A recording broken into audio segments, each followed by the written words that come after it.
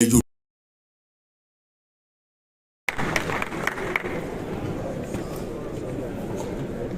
look corporate.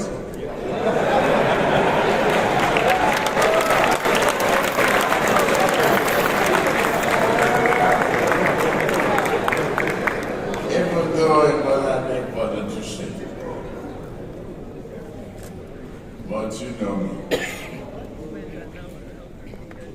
and you know my friends, those friends that I keep, and the man directing the presidential campaign council to Badaru, from Jigawa to leader chairman of Progressive Governors Forum and the chairman of our party. Aliko, you are in Kapsam today. Therefore, I came to my shoe. But very, very glad to see all of you.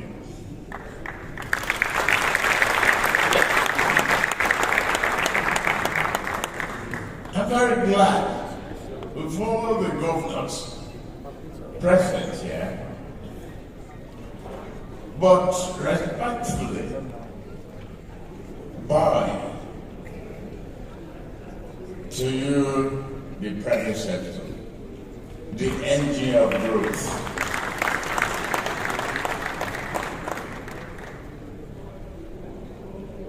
All the protocols has been observed,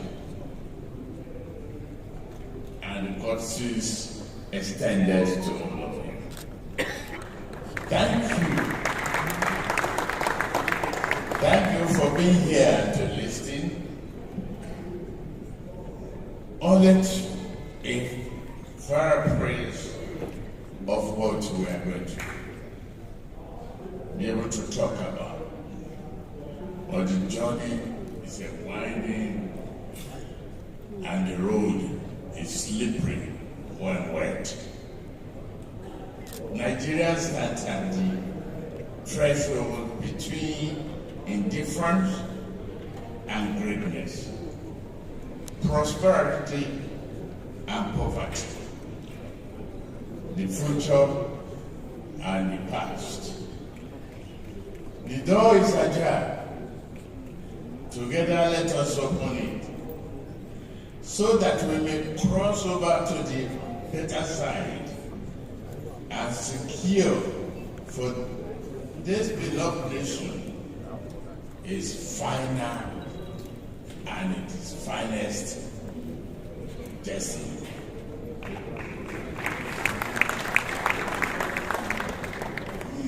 The productive and beneficial thing we seek to do lie in the sole domain of one sector.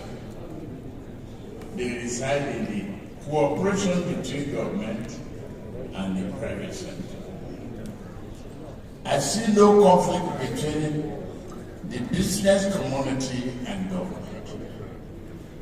Yet, with equal conviction, I believe the private sector and government should constantly be at war. But they wage this battle not as enemies. They must stand as inseparable allies, combating the mutual enemies of scarcity, underdevelopment, joblessness, and fear.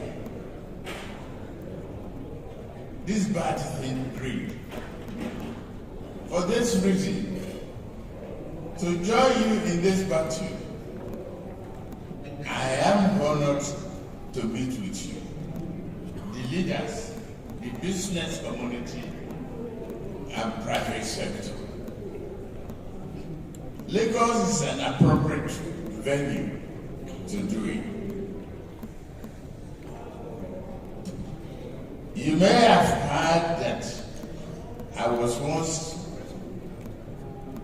a governor of this state, if you didn't know before.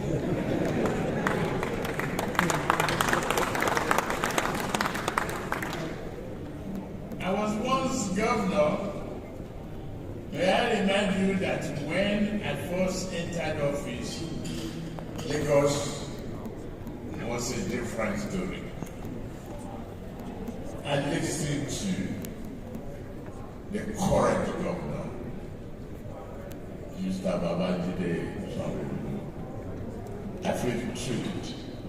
I thought my day was made. I don't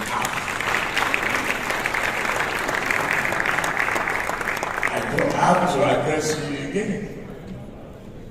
He said it all. My team and I developed a blueprint, a master plan for Lagos. I can say that plan has been largely successful.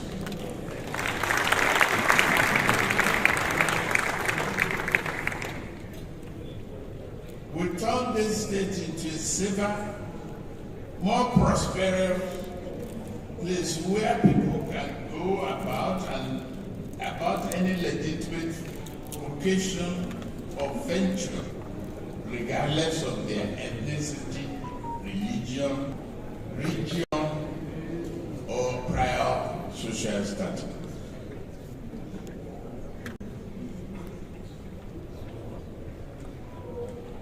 We did more than open Lagos for business. We opened the door for all Nigerians to join and experience the recent things progressive democratic governance can bring. We were not perfect, but we did a lot.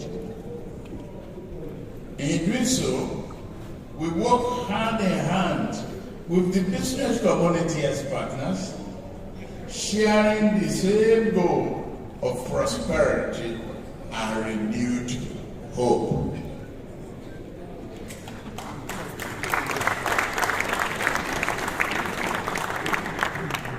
Well, as you might have heard at some point recently, I now stand before you seeking a bigger yet similar job. The pragmatic problem solving and more productive work that improves Lagos is what I want to bring to the nation.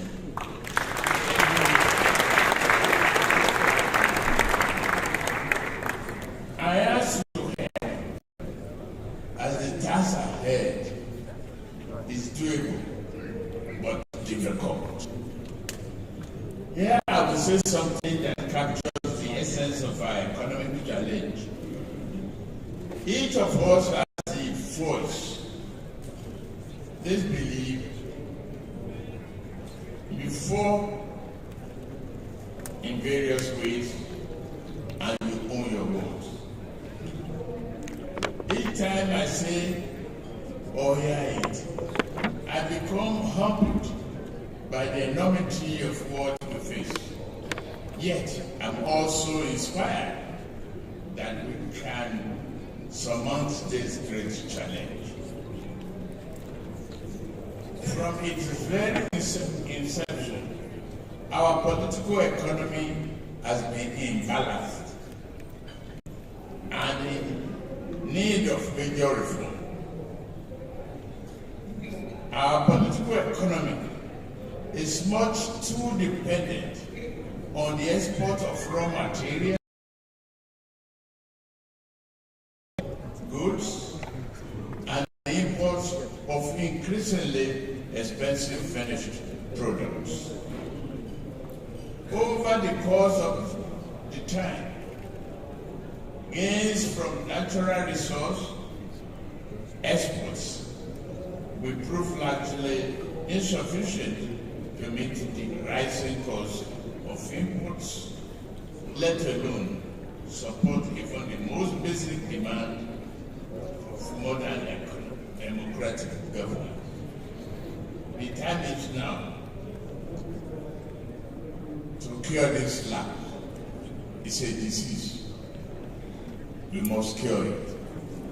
And time is of essence, for it does not wait for any man or nation. We commend the work of a prior administration, especially the present government. They did their best.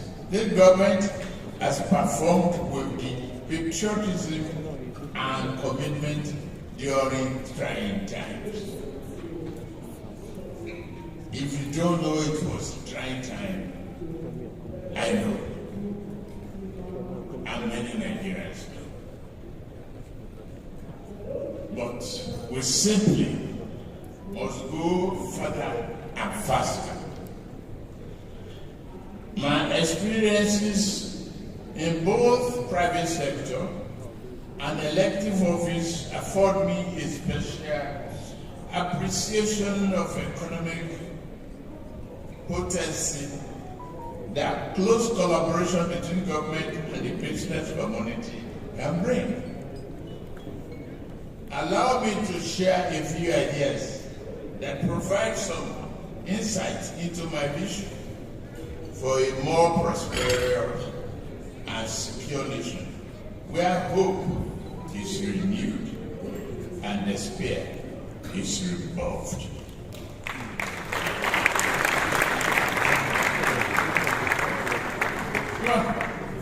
Regular dialogue. All Nigeria must invest in a better future. We must maintain the channels and spirit of respectful and productive dialogue. At the same time, at times, what I say may help you. Other times, what you say may enlighten me. I must listen.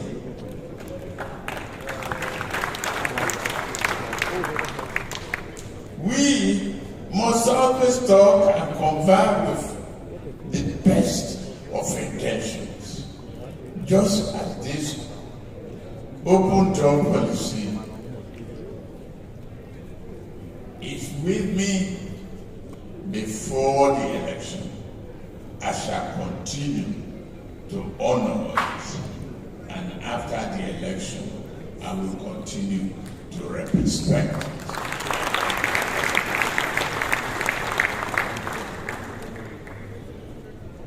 To revive the industry, yes, we have to.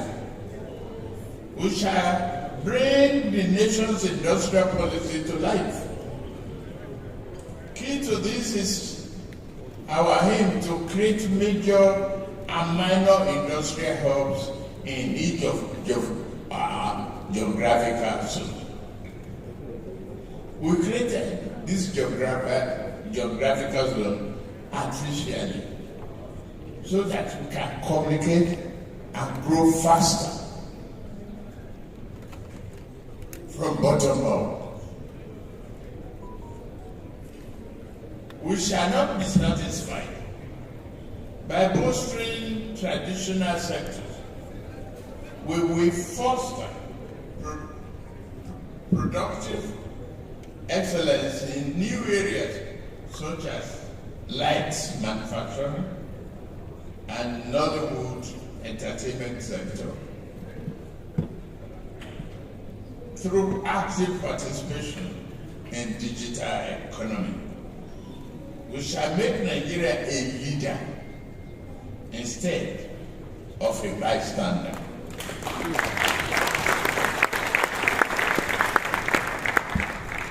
This is in the fourth industrial revolution. We must target, and we will, I assure you, target growth at very least. We must achieve GDP growth of minimum 6%, if not 10%.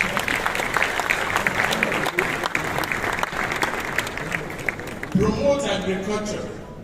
We shall continue to press reforms in the sector that will increase productivity, improve farm incomes, while lowering food prices and bring enough food to the table of ordinary people.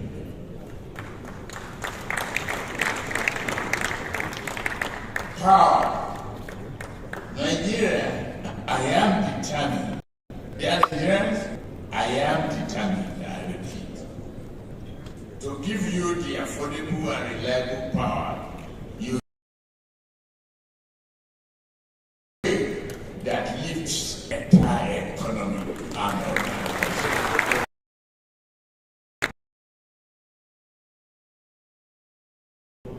That's what it takes.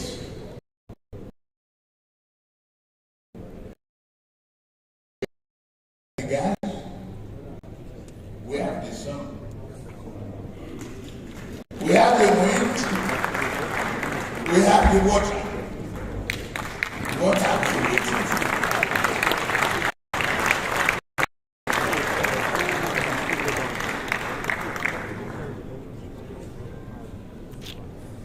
Therefore, we must produce and buy. We must produce. Please note. Then buy Nigeria.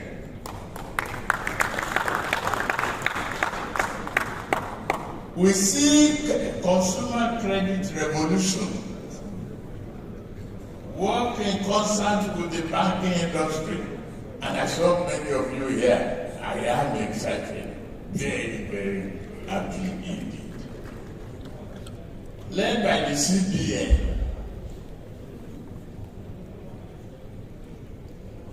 we must establish affordable credit that enables the purchase of more cars made in Nigeria.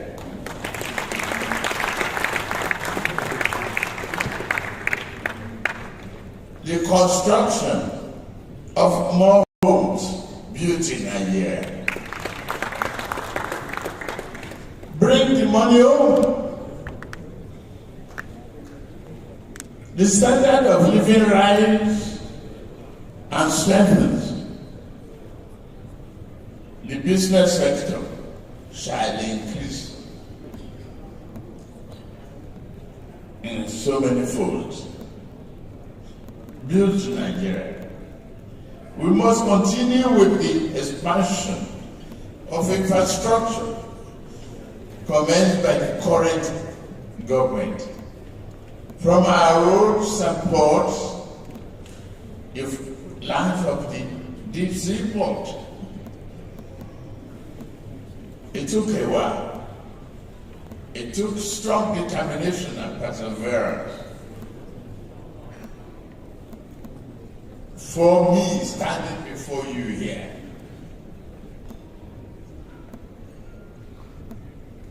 To start the dream and realize the goal of that seaport.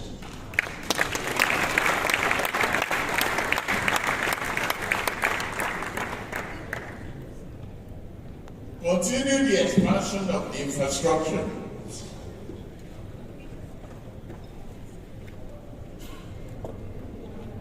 Land and water management.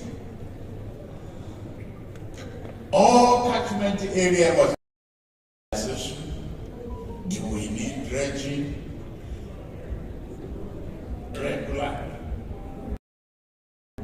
We need secondary and primary drainage system. We need reticulation of our farmland.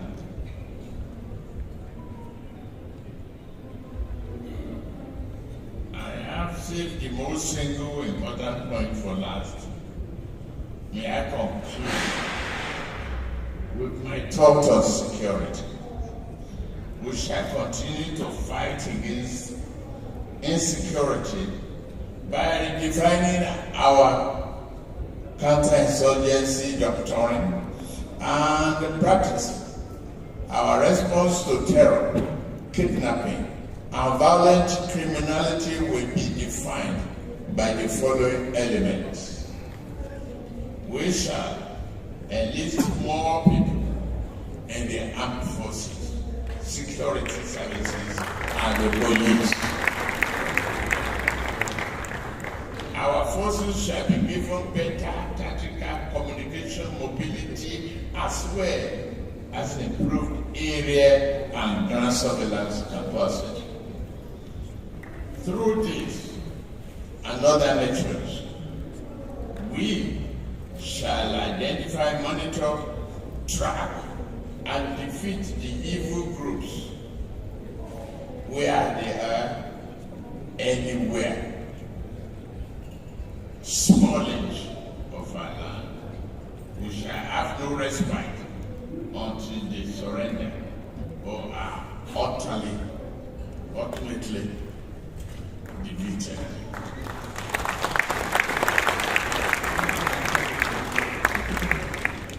What I've shared today is a brief overview of some thoughts on how to improve and protect our beloved nation.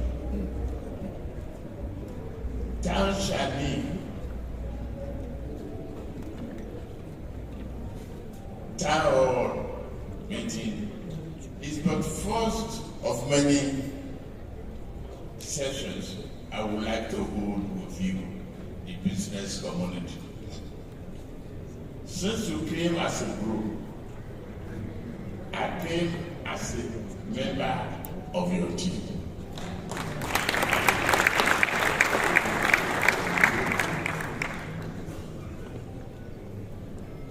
My esteemed and exceptionally able running mate, Shetima Kasim,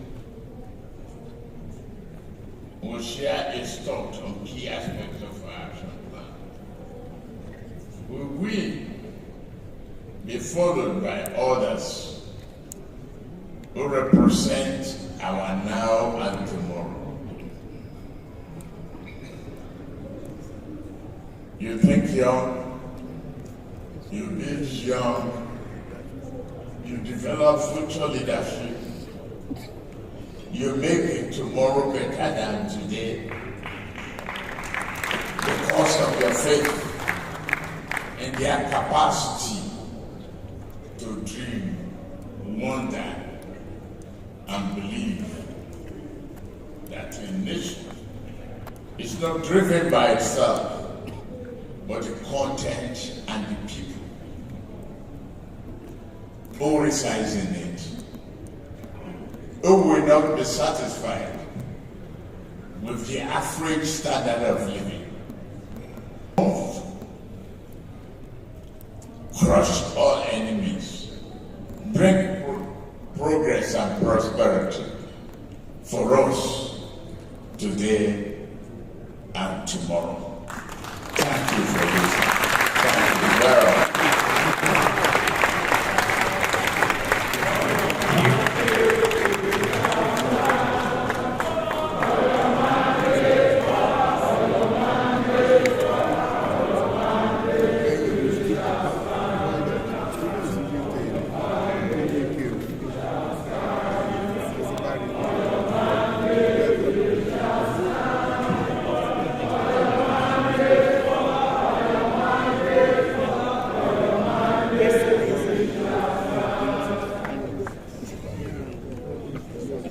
Put your hands together one more time for His Excellency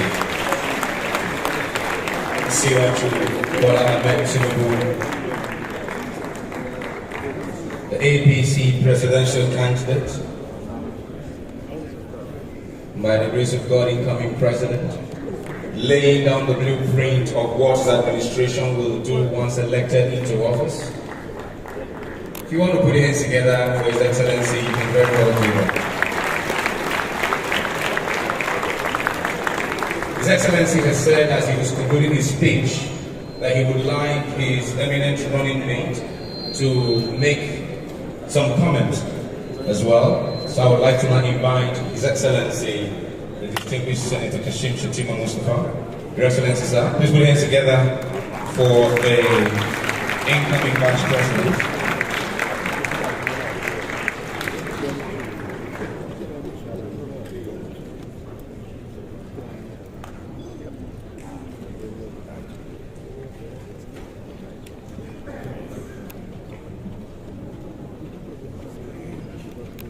Your Excellencies, distinguished ladies and gentlemen,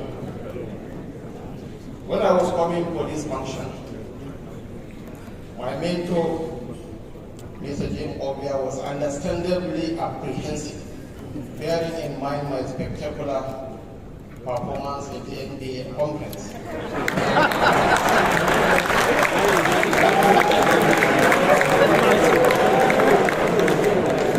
He was apprehensive whether I would come with my sneakers,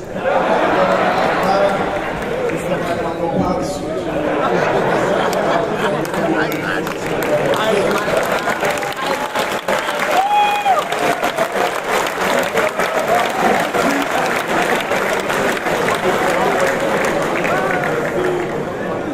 Your Excellencies, ladies and gentlemen, I would like to thank our leader and presidential candidate, the quintessential Asiwaju Tinubu, for his sterling leadership thus far and for his profound words this afternoon.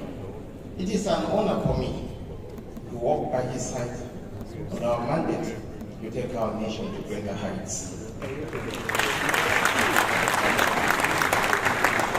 If you have had time to read the recently launched manifesto, you will see that we have developed a truly comprehensive action plan. I will briefly walk through the various elements. My colleagues will talk about our fiscal and monetary policies, the oil and gas sector, technology, the creative arts, education, health, entertainment, and sports. I will therefore not talk much about these areas. I will start with a topic that we know is on everyone's mind at this time: security. We recognize that insecurity is a major deterrent of private enterprises and investments, not to talk of the threat to life and livelihoods. That is why we plan to adopt a proactive and intelligence-driven approach to addressing the nation's security challenges. These will include bolstering security forces in numbers, training, equipment, salaries, and welfare. In the last 8 years, our defense budget has increased from 400 billion naira to 1.2 trillion naira per annum. In similar vein, our administration is prepared to make the necessary further investments in order to significantly reduce the nation's security threats.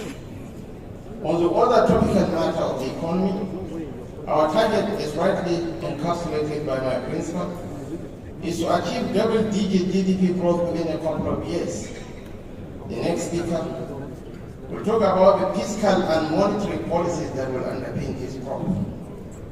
And of course, we cannot achieve such rapid but necessary sustainable economic trajectory without the requisite infrastructure base.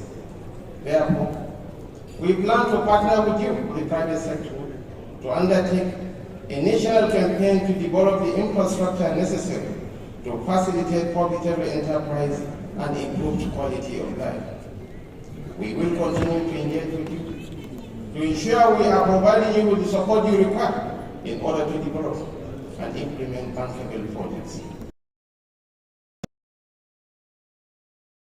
Reforms to reposition Nigeria for sufficient on-grid power generation, transmission, and distribution.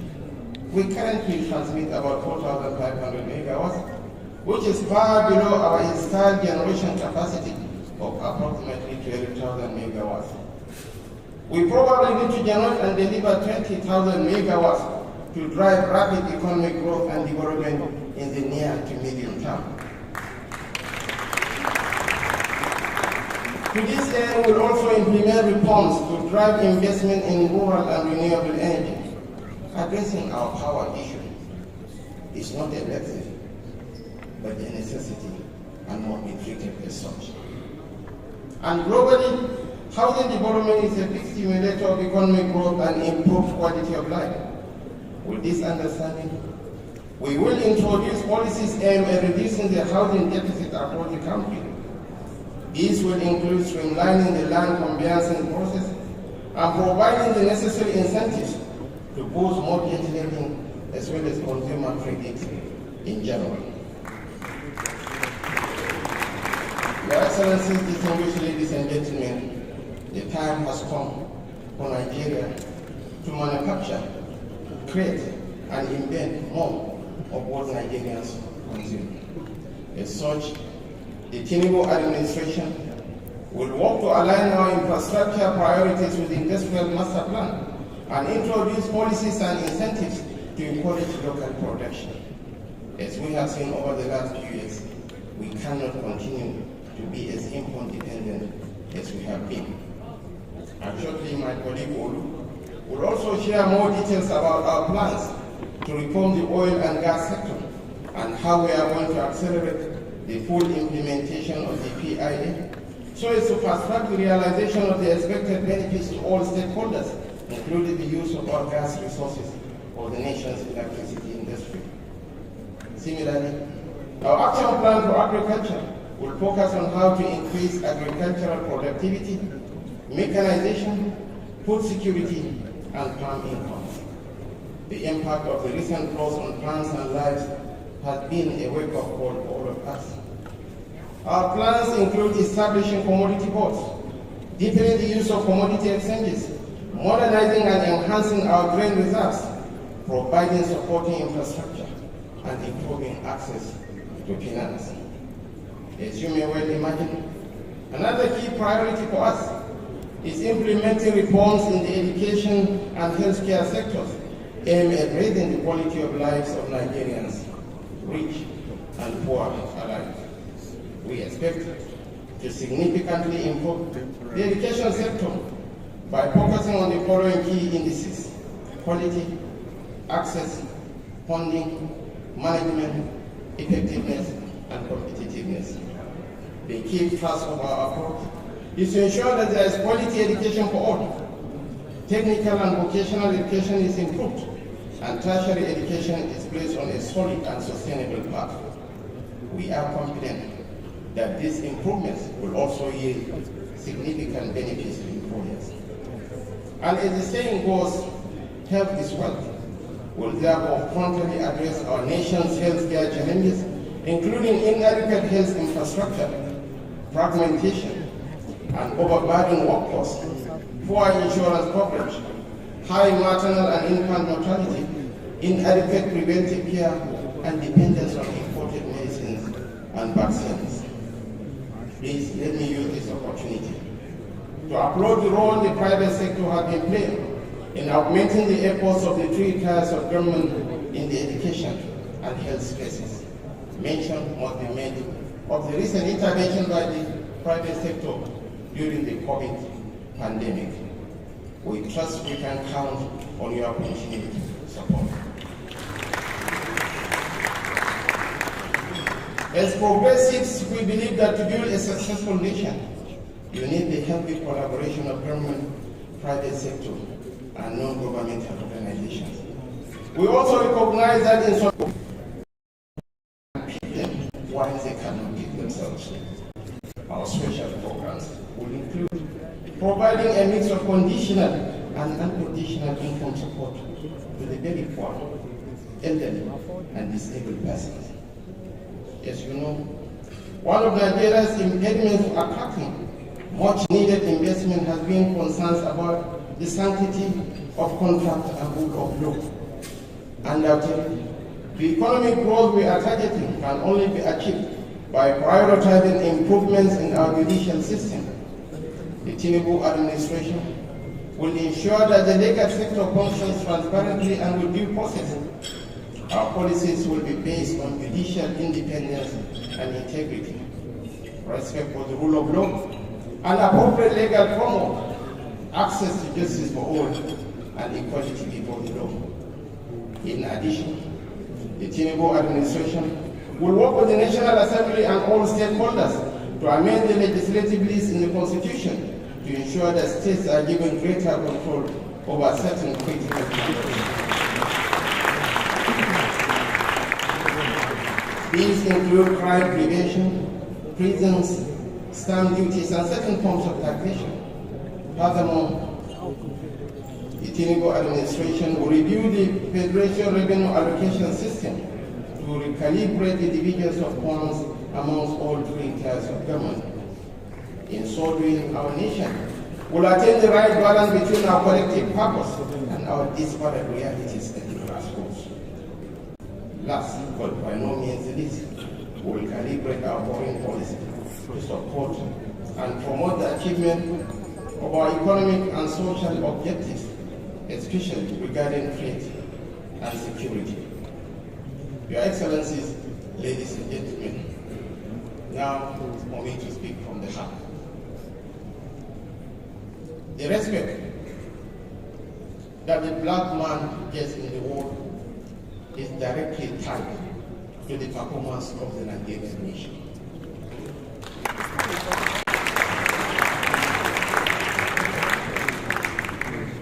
The nation is at a crossroads, never more hope in the history of this nation. To paraphrase a great writer, the nation, the government, and the people are all trapped in a web of madness, in a circus of insanity, in a cauldron of sheer lunacy. Because the foibles of our ignoble past and the harrowing torments of a global economy in erosion has exacted an agonizing toll from a hapless citizen. Nobody, we are not promising you heaven on earth, but we are promising you a hope for a better tomorrow.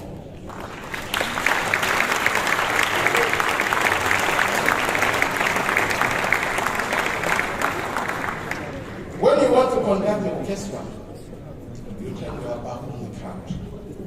This gentleman sitting is one of the most demonized Nigerians. But get it from me. Take it from me. As I have always said, the true hallmark of leadership is not the ability to carry a backward step. And Your Excellencies, ladies and gentlemen, we are not preparing for the Olympics, but an institution that relies on the superiority of ideas and track records. And show me, I dare to challenge you, show me among all the contestants for the presidency of this country, who has the experience, who has the track record, and of course, who has the intellect to catapult this nation to a higher pedestal. Your Excellency, go beyond glamorizing poverty. No. We don't glamorize poverty, we fight poverty. I won't tell you that I have 2 pairs of shoes, but I have a single watch. No. Leadership goes beyond speaking dubious statistics or basking in a mediocre performance of the governor of Anambra State. Your Excellencies, ladies and gentlemen, I respect Atiku Abubakar, but leadership goes beyond unstatesman-like rantings. Someone who cannot unite his own party. I wonder how he's going to unite his own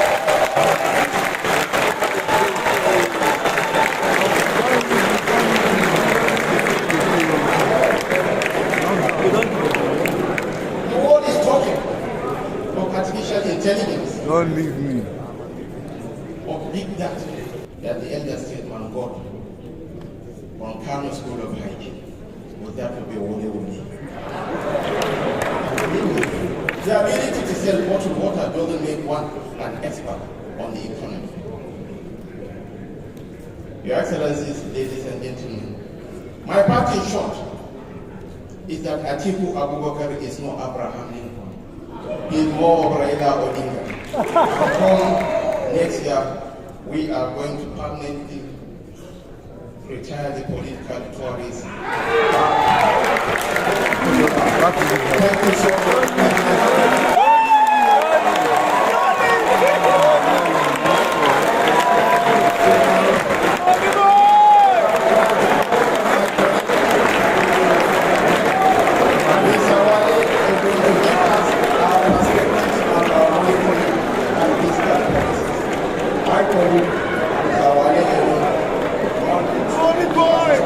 Thank you so much.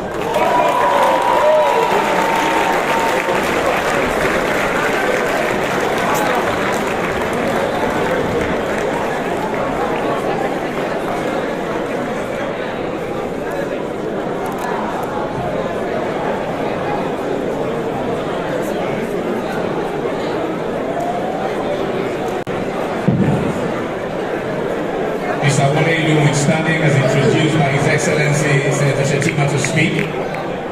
So if we can just begin to settle down a bit and listen to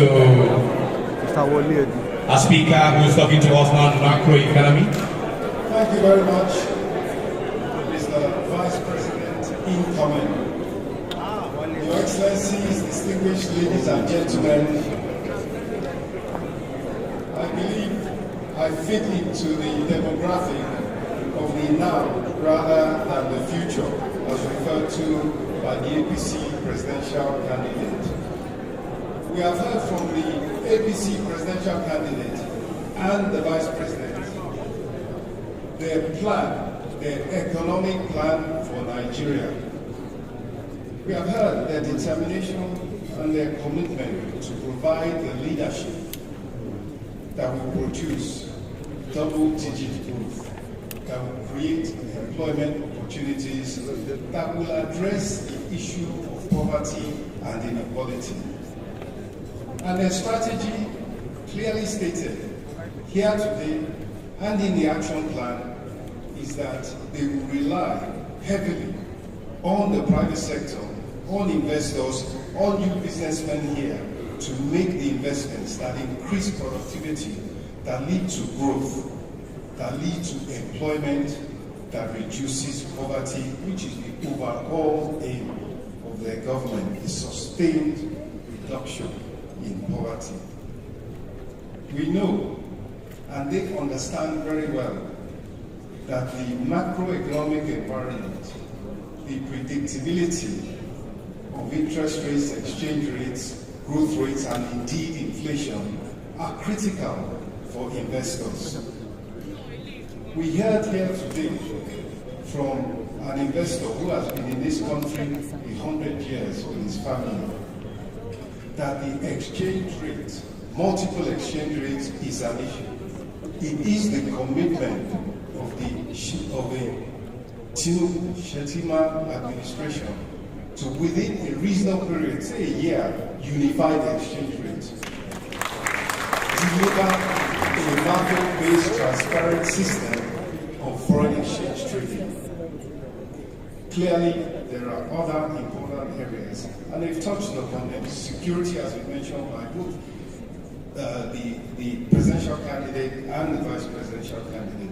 A stable environment for regulations where there's no flip-flop of policies and regulations, reducing the bottlenecks that come with doing business, particularly with government, and of course the all-embracing infrastructure issue. However, there are problems. There is definitely a revenue problem. The government does not have enough revenue right now to operate, and you see it clearly in the spiraling debt burden that the country is experiencing. At the end of the day, by the time you have a growing economy, you will have higher revenue from taxes, from businesses that are doing well, that will give the government the funding that it requires to provide public goods and services. But in the meantime, what to do? A Tinubu Shetima administration would immediately boost tax revenue, not by raising tax rates, but by compliance, by adding, engineering the system using the latest technology, as the presidential candidate once did so many years ago in Lagos, and the benefit is being received and built on even to today. A widening of the tax net rather than burdening a few taxpayers. In addition, there are opportunities to boost revenue, immediate opportunities. We know that you have to incentivize key investors, and they're all here, so many of them in the front row here. They commit to making investment, taking risks, and they have to be incentivized. However, 5 trillion taxes, tariff and duty waivers and exemptions clearly goes beyond what they need to operate and in fact what they get. Similarly, that's about 5 trillion naira. Similarly, the foreign exchange subsidy, 5 trillion naira, which will be coming to the government. And thirdly, oil theft, a Tinubu Shetima administration would robustly confront, engage, and subdue using state power the vested interests that are costing 6 trillion a year. In addition, still talking about the revenue that the government needs immediately. Of course, the action plan says it, and they've said it here today. Oil subsidy will be removed. The subsidy on petroleum will be removed. That's another 6 trillion. When you add up those figures from 3 revenue saving areas and 1 cost saving area, it's over 20 trillion naira. That is the 2023 budget funded. At the same time, there is the debt issue. Debt servicing is high relative to revenue, and the answer to that under the Tinubu Shetima administration will be to raise revenue, bring in the revenue that now makes debt servicing affordable. There is also a quantum debt issue, and that is that there is 20 trillion naira, for example, now going to be issued in the bond market as security, as well as the fact that the bond issuance program that is required to fund the deficit. That's an opportunity for investment bankers. I will end here, and I will conclude perhaps just like our leader, our presidential candidate did, by saying that, by saving the best to last, I say that the whole purpose of the economic policy and program of the administration would be to encourage investment, yes, domestic, but more importantly, foreign investment. $1 trillion a year flows in foreign direct investment. By raising the level we have now, we are attracting $2 to $3 billion a year only. Raise that to $25 billion and you have changed the game. You have set Nigeria on a trajectory of sustained high growth that will deal with unemployment, that will deal with poverty. That is the economic plan of the Tinubu Shetima administration. I'm sorry I went over my time. A lot of it was spent still admiring the speech of the Vice President. Thank you. Thank you. It is now my honor, my duty to call on Tanim Yakubu to take us through some insights on commodity exchanges in particular. Thank you very much, Honorable Wale Edun. We will just tweak the program a little bit. I will go from macroeconomy to oil and gas. And for oil and gas, we'd like to welcome Mrs. Olubukola Arolo Bahine. Mrs. Bahine, please proceed.